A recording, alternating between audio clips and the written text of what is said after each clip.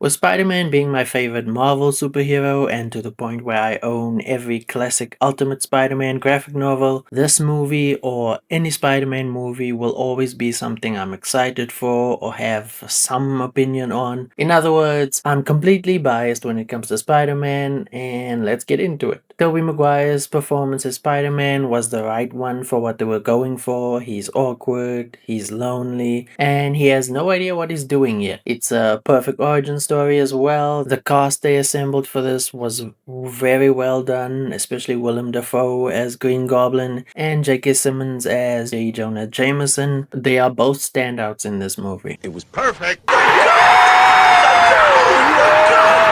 This will always be one of my top 5 when it comes to superhero movies. Alfred Molina was incredible as Doc Ock. I have 2 scenes that are always standout scenes to me in this movie. The hospital scene where the arms is just wrecking everyone, and the train sequence is still one of the best parts of any superhero movie. The movie tackles a lot of heavy subjects, and as we all know by now, a sad Peter Parker always makes for a great story.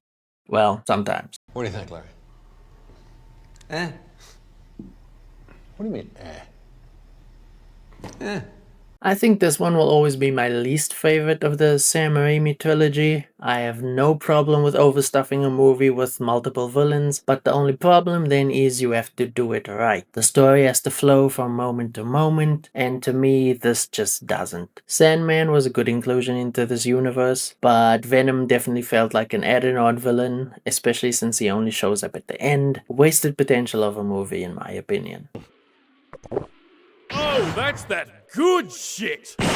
I think this one was actually pretty well done. I mean, it gives us Andrew Garfield as Spidey, Emma Stone as Gwen, and they both, to me, are the standouts from the Amazing Spider-Man movies. Their chemistry together is just great to watch, and this was a solid movie to me, and the Lizard was. And the Lizard was actually a cool villain. I am very disappointed!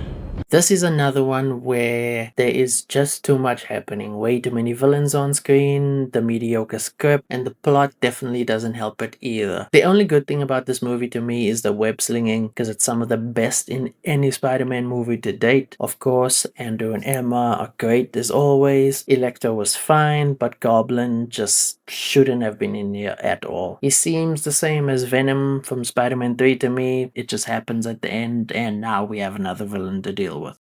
Good.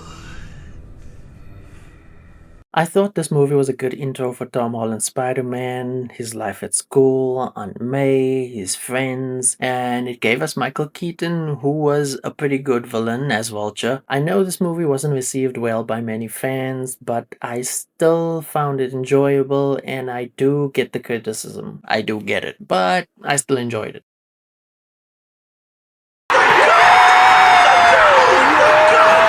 Without a doubt, one of the greatest Spider-Man stories they've ever put on the big screen. Miles is such an amazing character to bring to life in a movie, and the story definitely did him justice. The entire story just feels like you're watching this kid who is unsure of himself grow into someone who fully believes in himself and what he's capable of, and that's what makes it so great, because it's so relatable of a story, and I loved every minute of it. I have to say, definitely my least favorite of the MCU Spider-Man movies. I like Jake Gyllenhaal as Mysterio. I thought he played a great role. And I did like the movie, but the plot wasn't really anything special. Peter going on a school trip, struggling with his life as Spider-Man, and just wanting something somewhat normal. It was honestly pretty good textbook stuff, but this one has no real value for me on a rewatch. That's what I'm talking about. This shit means something to me, man. Listen, like I said, I'm a Spider-Man fan. I grew up watching Tobey. I loved Andrew's version of Spider-Man, and seeing both of them alongside Tom Spidey facing previous Spider-Man villains was just cinema. They knew exactly what they were doing with this one, hitting us with all the nostalgia, and I, for one, had no problem with that. Because what is nostalgia if it's not feeding into something that you love? And so how could I hate it? Oh, this is beautiful. Another Spider-Verse movie, another banger from Sony. Like I said, Miles is just an unbelievably well-written character, and these movies are just proving it. Spider-Verse after Spider-Verse. And I can't wait to see what happens in Beyond the Spider-Verse. They've kept us waiting long enough with that cliffhanger at the end, and it's about time that we finally get that end of the story. Dear God.